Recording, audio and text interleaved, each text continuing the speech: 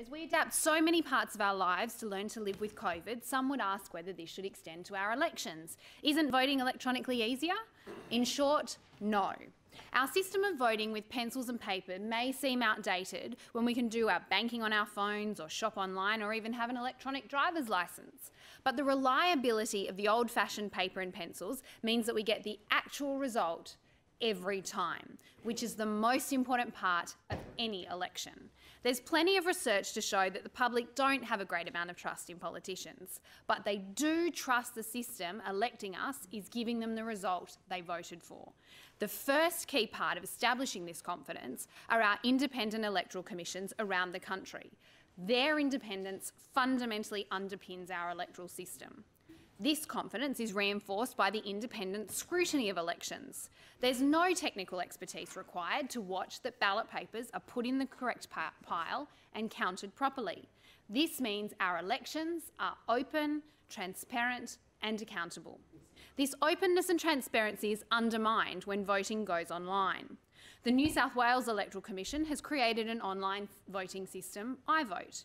Originally introduced by Labor to enable people with disability to vote independently, iVote has now morphed into a pseudo-online voting system. The Electoral Commission closely guards its intellectual property behind iVote.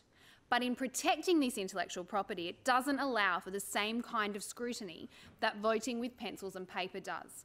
Candidate or party volunteers who turn up to scrutinise the iVote count literally watch a button being pushed and then the computer printing out the result.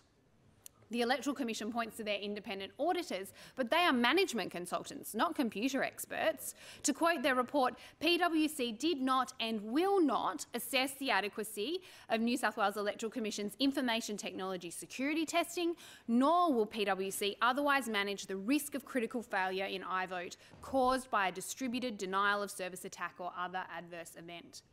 Serious concerns about iVote security and verification processes have been raised by computer experts and academics, experts including Professor Vanessa Teague and Dr Alexander Essex at Melbourne Uni, Professor Raj Gore at ANU and Professor Richard Buckland and Dr Roland Wen at UNSW. They have called for the source code, that is, the code that actually counts the votes, to be released publicly, to be tested by independent experts. Because if a bank transaction is wrong, it can be refunded, or an online shopping glitch can be fixed. Indeed, all of these systems have an inbuilt margin of error. The level of security required to ensure our elections get it right every time is the same level of security required by our defence systems.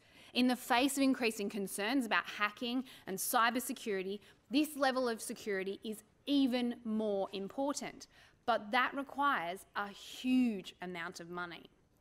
Ultimately, the most secure system of electronic voting is voting on an individual, non-networked computer, printing off a ballot paper and putting it in the ballot box. But even then, should we allow people to vote informally or just print a blank ballot paper? Even this simple system would be enormously expensive, buying multiple computers and printers for every polling booth. This isn't just my view. The Federal Joint Standing Committee on Electoral Matters looked closely at the issue after the 2016 election and found that it does not believe that electronic or online voting can be securely used in Australian elections. Like the Victorian Committee on Electoral Matters, who also published a detailed report, including with experiences from around the world, they both recommended that electronic voting should only be for people with disability, in particular blind voters, given its risks.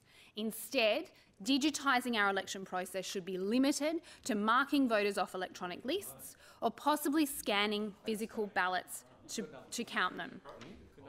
Mr Deputy President, there is a plethora of other issues with how iVote has worked in practice, but time doesn't allow me to go into detail.